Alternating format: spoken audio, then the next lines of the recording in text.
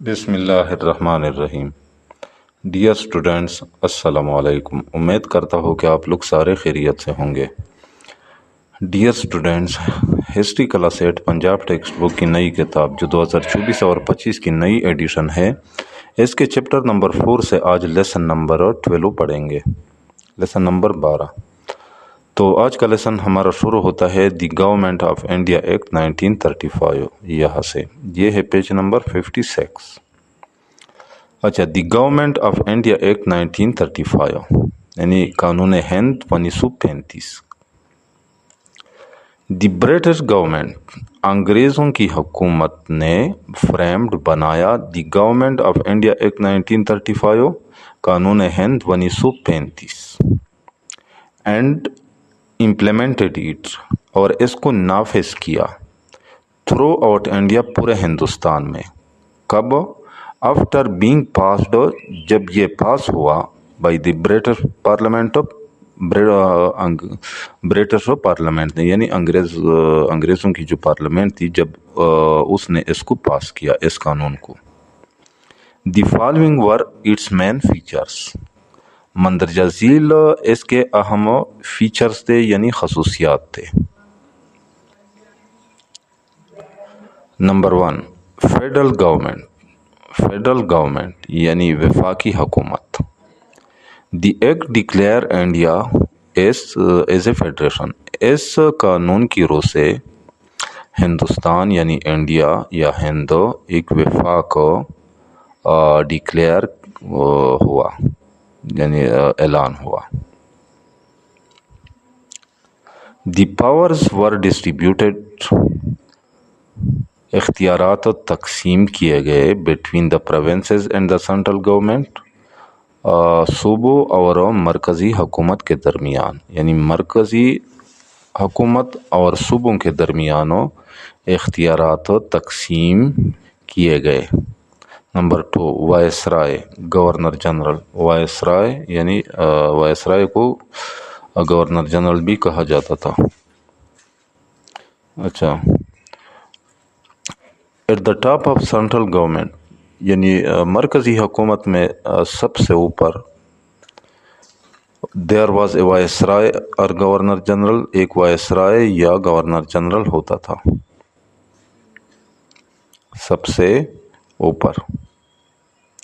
Who had extreme powers, جس کے پاس بہت زیادہ اختیارات ہوتے تھے۔ کس کے پاس؟ وائسرائے کے پاس یا گورنر جنرل۔ وائسرائے کو گورنر جنرل بھی کہا جاتا تھا۔ He was not answerable to the council اور لیجسلیچر، وہ جواب دہ نہیں ہوتے تھے، یعنی یہ وائسرائے یا گورنر جنرل جواب دہ نہیں ہوتے تھے کس کے سامنے؟ ٹو دا کونسل آف اور لیجسلیچر، یعنی کونسل یا لیجسلیچر یعنی قانون ساز ادارے کے سامنے۔ وہ کونسل یا قانون ساز یا مجلس قانون ساز کے سامنے جواب دہ نہیں ہوتے تھے۔ اچھا، نمبر 3، سینٹرل لیجسلیٹو کونسل یعنی مرکزی قانون ساز council. The central legislative council, مرکزی قانون ساز جو کونسل ہوتا تھا، واز بائی کیمرل، یعنی یہ بائی کیمرل ہوتا تھا، یعنی 2 ہاؤسز، اس کے 2 ہاؤسز، اس کے 2 ادارے ہوتے تھے۔ And its head was governor general, اور اس کا جو ہیڈ ہوتا تھا، اس کا جو سربراہ ہوتا تھا، وہ گورنر جنرل ہوتا تھا۔ اٹ کنسسٹڈ آف، یہ کن چیزوں پر مشتمل ہوتا تھا یہ central legislative council? Number 1، council of states, یعنی جو اسٹیٹس ہوتی تھی، جو ریاستیں ہوتی تھی، یہ اس کا کونسل ہوتا تھا۔ دی کونسل آف اسٹیٹس، یعنی یہ جو کونسل آف اسٹیٹس ہوتا تھا، کمپرائزڈ، یہ مشتمل ہوتا تھا یا اس میں شامل ہوتے تھے 260 ممبر، 260 اراکین، یعنی یہ 260 اراکین پر مشتمل ہوتا تھا council of state.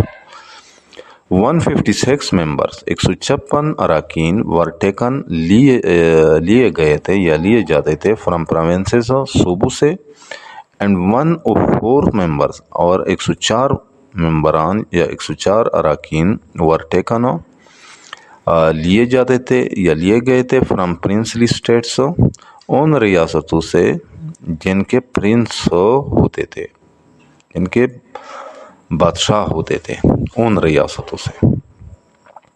The members, یہ اراکین ور الیکٹڈ، منتخب کیے جاتے تھے for the period of 5 years, 5 سالوں کی مدت کے لیے۔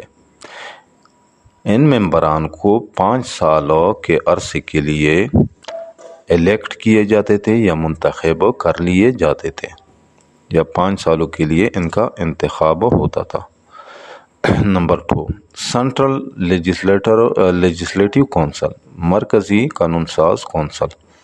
ایٹ ہیڈ 375 ممبرس، یہ 375 اراکین پر مشتمل ہوتا تھا۔ آؤٹ آف وچ، جن میں سے، یعنی یہ ان 375 ممبران میں سے 250 ور ٹیکن فرام دی پروونسز، 250 ممبران صوبوں سے لیے جاتے تھے، اینڈ 125 اور 125 ممبران فرام انڈین اسٹیٹس، ہندوستان میں جو ریاستیں تھی ان سے۔ They were also elected for a period of 5 years. انہیں بھی یا ان کو بھی 5 سالوں کے لیے یا 5 سال کے عرصے کے لیے منتخب کیے جاتے تھے، یا ان کا انتخاب بھی 5 سال کے عرصے کے لیے ہوتا تھا۔ نمبر 4، جوڈیشری، عدلیہ۔ There was a federal court، ایک وفاقی عدالت ہوتی تھی، comprising 1 چیف جسٹس، جو ایک چیف جسٹس اینڈ 6 سپیریئر ججز، اور 6 اعلیٰ ججوں پر مشتمل ہوتا تھا۔ یہ فیڈرل کورٹ، یہ وفاقی عدالت۔ دی کورٹ، یہ عدالت یوزڈ ٹو ہیئر اپیلیں سنتی تھی، یعنی لوگ اپیل کرتے تھے تو کون سے اپیلیں یہ عدالتیں سنتی تھی، یہ عدلیہ، against the decisions of high court, high court کے جو فیصلے ہوتے تھے ان کے خلاف اپیلیں سنتے تھے، یہ عدالت سنتا تھا۔ نمبر 5، پروونشل ایڈمنسٹریشن، صوبائی انتظامیہ، پروونشل صوبائی ایڈمنسٹریشن انتظامیہ۔ اچھا، تو صوبائی انتظامیہ میں نمبر 1 گورنر پہلے نمبر پہ گورنر ہوتا تھا۔ اچھا، the governor was the head of the province, governor صوبے کا ہیڈ ہوتا تھا، سربراہ ہوتا تھا۔ He was appointed by governor general, جس کا انتخاب گورنر جنرل کرتا تھا، جو گورنر جنرل اس کو اپوائنٹ کرتا تھا، یعنی لگاتا تھا یا اپوائنٹ کرتا تھا، یعنی تعینات کرتا تھا۔ ہی واز ریسپانسبل، اس جواب دہ ہوتا تھا یہ governor, for protection of minorities, یہ گورنر پہلے تو جو مینارٹیز کا یعنی اقلیتیں جو ہوتی تھی ان کے تحفظ کے لیے جواب دہ ہوتا تھا۔ Rights of civil servants, civil ملازمین جو ہوتے تھے، سول ملازمین کے جو حقوق ہوتے تھے ان کا وہ جواب دہ ہوتے تھے یہ governor. Issuance of ordinance and law and order in the province, اور صوبے میں قوانین اور امن و امان، ایشوئنس آف آرڈیننس اینڈ لا، یعنی ایک تو یہ آرڈیننس یعنی قوانین جاری کرتا تھا، اور دوسرا and order issuance of ordinances, یعنی آرڈیننس یہ جاری کرتا تھا یہ گورنر، یہ اس کی ذمہ داری تھی۔ And law and order in the province, اور صوبے میں امن و امان کے لیے بھی وہ ذمہ دار ہوتا تھا، امن و امان قائم رکھنے کے لیے بھی وہ ذمہ دار ہوتا تھا۔ لا اینڈ آرڈر کہتے ہیں امن و امان۔ اچھا نمبر 2 پہ کیبینٹ کابینہ. دی پروونشل کیبینٹ صوبائی کابینہ کمپرائزڈ دوز منارٹیز یہ ان دوز منسٹرز یہ ان منسٹر یعنی وزیروں پر مشتمل ہوتا تھا یہ صوبائی کابینہ who were taken from provincial legislative council جو صوبائی قانون ساز کونسل سے لیے جاتے تھے. Ministers were nominated by the governor. اچھا یہ وزیر جو ہوتے تھے گورنر ان کو نامینیٹ کرتا تھا. گورنر یعنی ان کو نامزد کرتے تھے یا ان وزیروں کی نامزدگی گورنر کرتا تھا یا گورنر ان وزیروں کو نامزد کرتا تھا. اینڈ دے ور آنسریبل اور یہ جواب دہ ہوتے تھے یعنی اور یہ جو منسٹرز ہوتے تھے یہ وزیر جو ہوتے تھے یہ جواب دہ ہوتے تھے تو گورنر کو and the provincial legislative council اور صوبائی قانون ساز کونسل کے سامنے بھی یہ جواب دہ ہوتے تھے یہ منسٹرز یا وزیر. نمبر 3 پروونشل لیجسلیٹیو کونسل صوبائی قانون ساز کونسل. اچھا there was a legislative council in each province ہر صوبے میں ایک قانون ساز کونسل ہوتا تھا. The members of the legislative council اس قانون ساز کونسل کے جو ممبرز ہوتے تھے یعنی جو اراکین ہوتے تھے were elected for the period of 5 years تو یہ 5 سال کے عرصے کے لیے الیکٹ کیے جاتے تھے یا منتخب کر لیے جاتے تھے. نمبر 6 پہ ہے سپریٹ الیکٹوریٹ جداگانہ حلقہ انتخاب. The seats in the central legislative council. اچھا مرکزی قانون ساز کونسلز میں جو نشستیں ہوتی تھی جو سیٹس ہوتے تھے were separately reserved for the Muslims یہ الگ طور پر مسلمانوں کے لیے ریزرو تھے یعنی مسلمانوں کے لیے رکھے گئے تھے. مسلمز کوڈ پارٹیسپیٹ مسلمانوں شرکت کر سکتے تھے ان الیکشنز انتخابات میں یعنی مسلمانوں انتخابات میں حصہ لے سکتے تھے. And only Muslims could vote اور صرف مسلمانوں ووٹ ڈال سکتے تھے. اچھا نمبر 7 پہ ہے پروونشل اٹانومی صوبائی خود مختاری. مینی پروونسز ور آٹونومس بہت سے صوبے خود مختار تھے. ڈی آر کی واز ایبالشڈ یعنی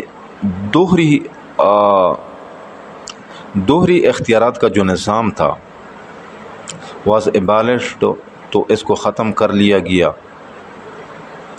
and all the local departments were given under the charge of Indian minister اور تمام مقامی جو محکمے تھے وہ ہندوستانی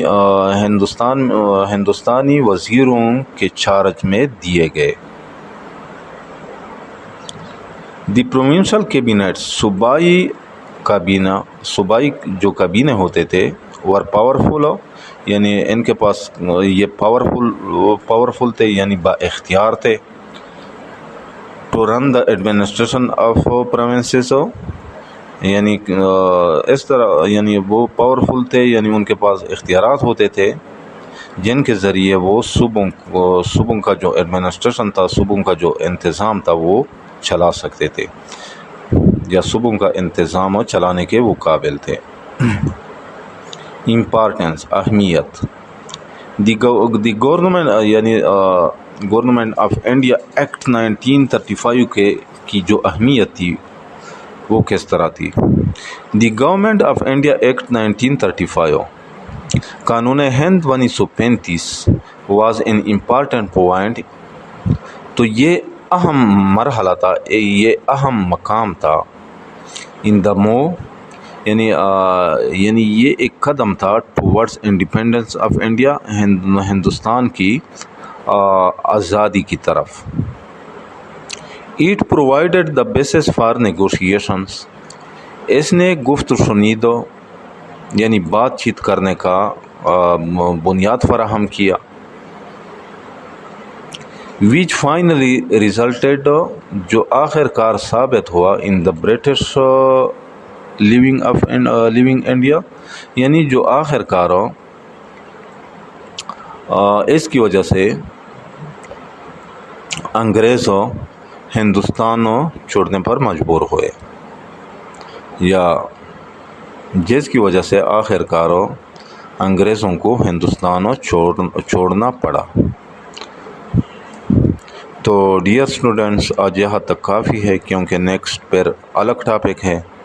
تو امید کرتا ہوں کہ آج کے لیسن کا آپ لوگوں کو سمجھ آ گیا ہوگا. پھر بھی اگر آپ لوگوں کو کہیں پہ کسی قسم کی مشکل کا سامنا ہو تو بلا جھجک کمنٹ سیکشن میں مجھ سے پوچھ سکتے ہیں. تو انشاءاللہ ملیں گے نیکسٹ لیسن کے ساتھ. اس وقت تک اجازت چاہتا ہوں. اللہ حافظ.